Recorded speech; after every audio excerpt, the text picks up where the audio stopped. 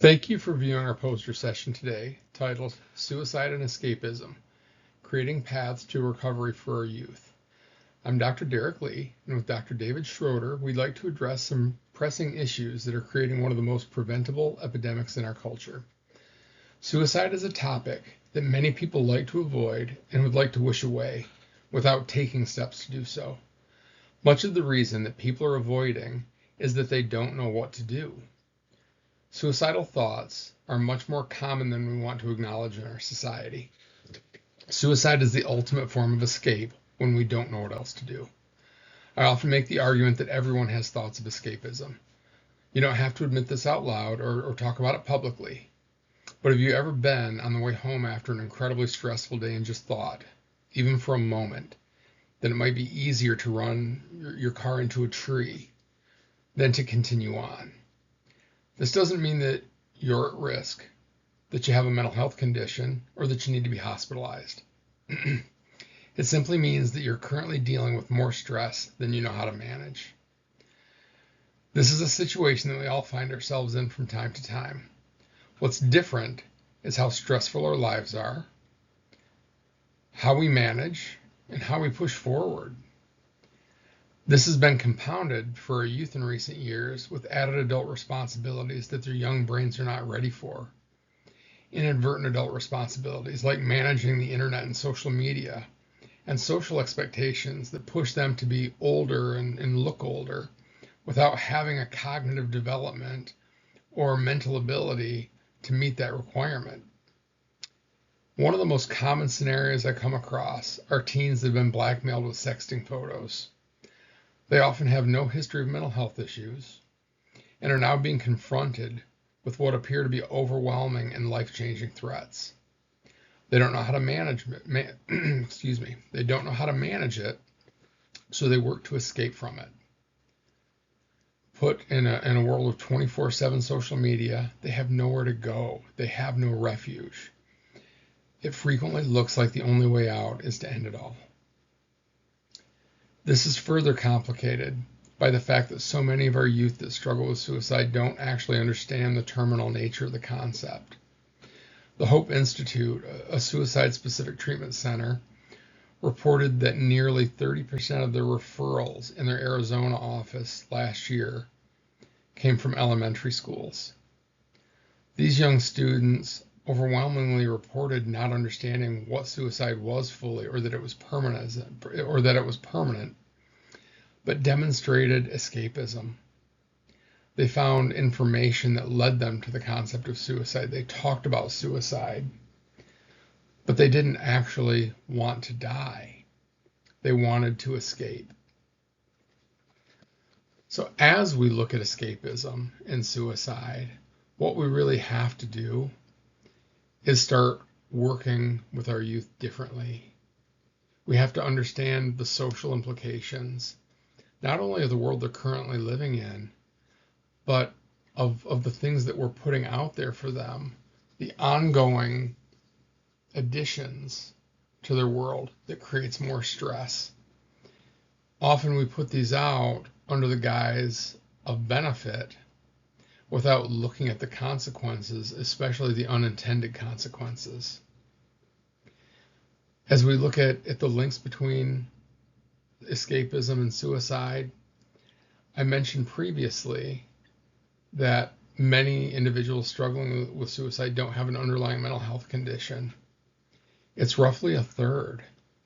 A significant portion of our society that struggles with suicide doesn't have an underlying mental health condition, but they're dealing with acute stressors, whether that's depression from loss or grief, whether that's anxiety from life transitions or change. They're dealing with very acute situations that are causing this emotional difficulty. That's something else to look at. Traditionally, 20 years ago, we often classified anyone that was suicidal as having a major depressive disorder severe, because the thought was, who else would be suicidal? What we're seeing more and more commonly is suicide directly correlating with anxiety. But again, also with what we often think of as adjustment disorders. These are temporary, they're situational, but they're incredibly stressful. And when we talk about our youth, we're talking about brains that are not fully developed. And again, this is one of the problems we run into. Our youth, they look older, they act older, they literally have technology in their hands to help them present as much older than they are. No matter how smart they are, no matter how mature we want to pretend they are, no matter how they look, a 16-year-old still has a developmentally 16-year-old brain. And there are people on the front end of the curve and on the back end of the curve, but it's still in a developmental place that truly can't comprehend or process the information that they're being given. So as you go through this, whether you're somebody who deals with clients directly that may or may not be suicidal, whether you're an ancillary provider, maybe a primary care physician, a pediatrician, OBGYN, or even associated non-healthcare, maybe you're a school counselor, teacher. There are things that every provider can do.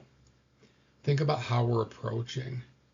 One of the first things we have to do is not increase the stress. How can we alleviate some stress? We can do simple things like remove judgment, work towards a safe environment, and don't just tell them it's a safe environment. Demonstrate safety in the environment. Let them know what you have to report and let them know what you can keep confidential.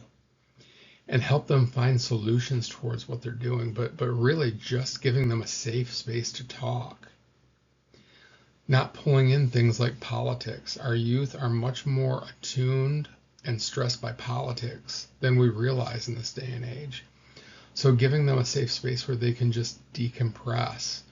We can accept them for who they are and where they're at. Let them decompress a little bit. And let them start to look for where they can get help. And that ties into the final piece I want to touch on, which is where to get help. We've got some numbers listed on the poster that you can take a picture of, copy, whatever, but I would encourage you to spend 30 minutes resourcing your area. Who are the providers that are willing to work with suicidal youth that aren't just going to send them off to the ED? What we know is 90% of people struggling with suicide don't belong in a hospital or an inpatient scenario. Who can they talk to? Who can they work with that will keep them in an outpatient setting to work through what they're doing? The suicidal work itself can be relatively short term. So who do you have in your area that can do this work? But also, who are the crisis lines to hold them over during those long nights, during those in-between times? 988, the National Suicide Prevention Line, the Native Crisis Line, the Trevor Project. We also have to be very careful that we're addressing the populations most at risk. That tends to, there's some standbys, but it tends to evolve a little bit year to year, who is growing and who is shrinking in population. And what we're finding is everybody is at much higher risk than they used to be.